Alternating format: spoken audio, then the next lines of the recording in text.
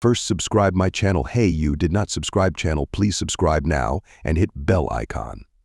The shadow in the library clock struck midnight as Mark, Sarah, Jenny, Ethan, and Claire pushed open the creaking doors of Ridgewood High's ancient library.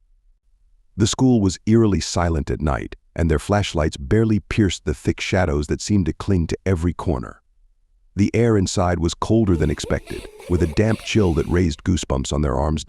Why are we even doing this? Jenny whispered, her voice trembling. Ethan smirked, trying to mask his own nerves. It's just a library. What's the worst that could happen? But they all knew why they were there. The legend of Lydia, a student who had mysteriously vanished in the library decades ago, had haunted the halls of Ridgewood High for years. Some said her spirit was still trapped inside, unable to move on. Others claimed that she was responsible for strange occurrences, from misplaced books to strange whispers echoing through the empty library. Let's just look around and leave, Mark suggested, clearly on edge. They split up, moving between the towering shelves, their footsteps muffled by the thick, ancient carpets. As they wandered deeper into the library, Sarah suddenly felt a chill down her spine. She stopped, her flashlight shaking slightly as she scanned the dark rows of books. Let's just look around and leave, Mark suggested, clearly on edge. They split up, moving between the towering shelves, their footsteps muffled by the thick, ancient carpets. As they wandered deeper into the library, Sarah suddenly felt a chill down her spine. She stopped, her flashlight shaking slightly as she scanned the dark rows of books. That's when she saw it just for a moment, a flicker of movement in the corner of her eye. A shadow, tall and thin, darting between the shelves. Did you see that? She gasped, grabbing Jenny's arm. Jenny turned, her face pale. See what? Sarah's heart pounded in her chest. There was someone moving. Over there.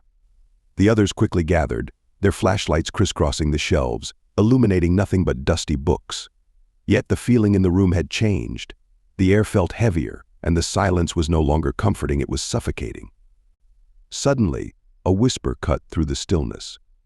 Help me. The voice was faint, almost too quiet to be real, but it sent a wave of terror through the group. Ethan's hand tightened around his flashlight. Okay, this is messed up.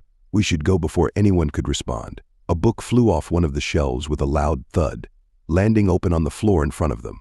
Sarah screamed, stepping back as her flashlight revealed the open page, an article from years ago detailing Lydia's disappearance.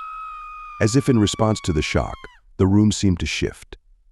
The shadows grew longer, darker, and began to move as if they were alive. A cold wind swept through the library, ruffling pages and sending papers scattering across the floor. Mark aimed his flashlight toward the far end of the library, and his breath caught in his throat. There, standing in the corner between two shelves, was the figure of a girl. Her face was obscured by shadows, but her eyes glowed with an unnatural light. Her mouth moved, but the only sound that came out was a soft, chilling whisper. Help me. The lights flickered violently, and the shadow girl stepped closer, her form dissolving into darkness as the friends bolted for the exit. The door slammed behind them as they escaped, but the cold, breathy voice followed them into the night.